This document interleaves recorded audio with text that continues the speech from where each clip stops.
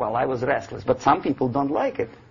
They immediately. So why should we have equal opportunities? Why? The equal opportunity to excel. Equal opportunity in equal circumstances, yes, but we know people are different. To excel, yes, provided we reach the same level of excellency, perfection, which is hypothetical, distant future. Yes, maybe. But we know perfectly well that even with the best intentions, people could not be equal. Why should we have equality in the, say, legal system? Myself, I'm considering myself a law-abiding citizen, and a person who comes here to rob and shoot, say, the United States administration under Carter, imported thousands of Cuban criminals. They were known criminals, yet they were accepted. Do you think it's fair if myself and my wife from Philippines, who work like a, excuse me, horse as a lab technician in a hospital, should have the same rights as a criminal from Cuba?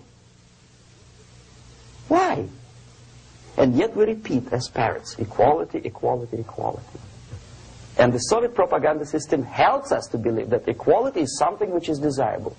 Democracy, as it was established by fathers of this country, of this system in the last century, is not equality. It's the system where different people, unequal people, have a chance to survive and help each other in constant competition, in constant perfection. Not inequality, which is superimposed from a godfather or a nice person in Washington, D.C. And the absolute equality exists in Soviet Union, quote-unquote equality. Everybody is equal in dirt, except some people are more equal than the others in Politburo. So, the moment you bring a country to the point of almost total demoralization, when nothing works anymore, when you are not sure whether it is right or wrong, good and bad, but there's no division between evil and good, when even the leaders of church sometimes say, well, violence for the sake of justice, especially social justice, is justified in countries like Nicaragua, El Salvador, well, maybe Rhodesia.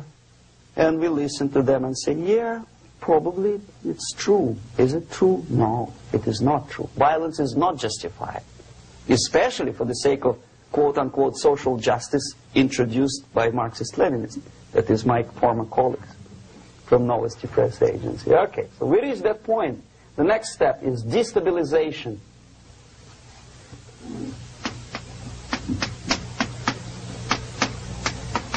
Again, this word says for itself what it is. To destabilize all the relations, all the accepted institutions and organizations in a country of your enemy. How you do it? You don't have to send a battalion of KGB agents to blow up bridges. No. You let them do it themselves. The area of application is, again, it's narrower now. Not like the previous case. The overt legitimate actions of the KGB in this case would be hardly noticeable. There is no crime if a professor who recently went to USSR introduces a course of Marxism-Leninism in a Californian college, for example. Nobody is going to come to his doorstep and say, okay, mister, come, you are under arrest. No, it's not a crime. It's not even considered a moral crime against your country. So the area of application here is narrowing down to economy, again labor relations, right? To law and order, plus military. And economy, law and order.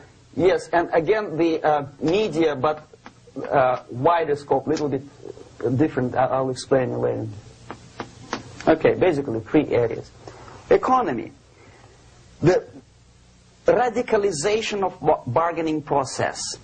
If on that stage we still could achieve, theoretically, some positive compromise between the negotiating sides with say, the arbitrary introduction of arbitrary judges, a third side, objectively judging the demands of both sides. Here it's radicalization.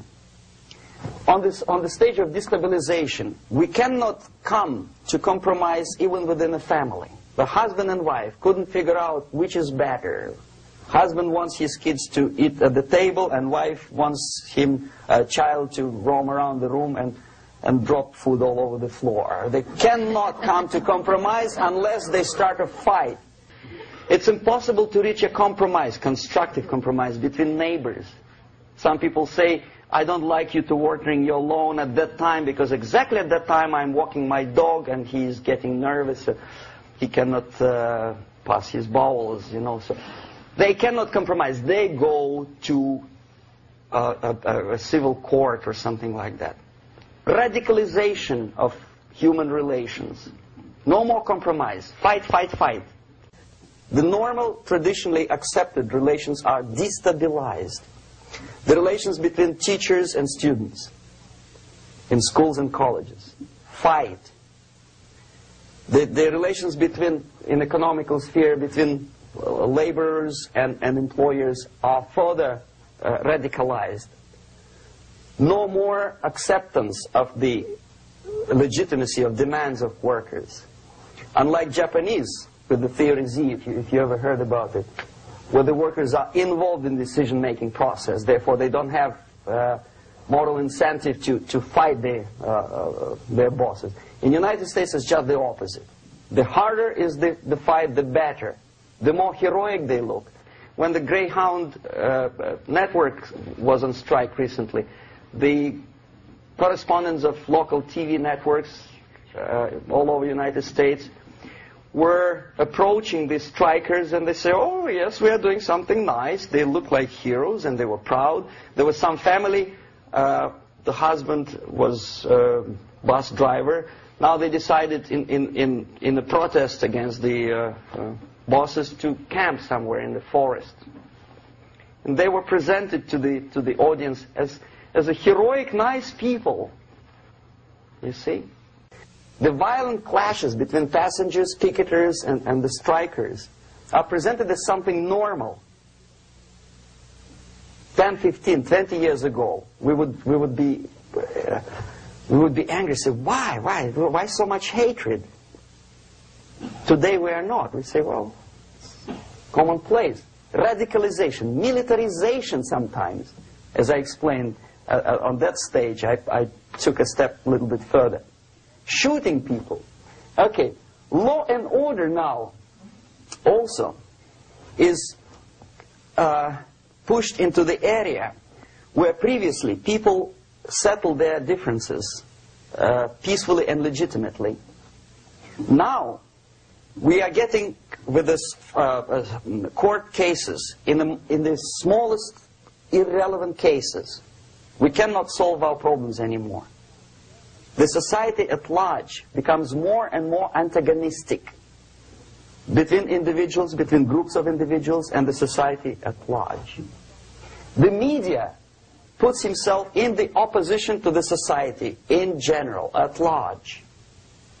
Separate, alienated. Okay? On that stage, you remember I was talking a couple of hours ago about the sleepers. That's when the students from, say, United States, if they are trained in Lumumba University, or developing nations, that's the students I was dealing with, are being sent back from the Soviet Union here. Or if they were already in the United States, in the country which is the object of subversion, they spring to action. The sleepers go up. They slept for 15 to 20 years. Now they become leaders of groups, preachers, I don't know, public figures. Prominently they actively include themselves in a political process. All of a sudden we see a homosexual.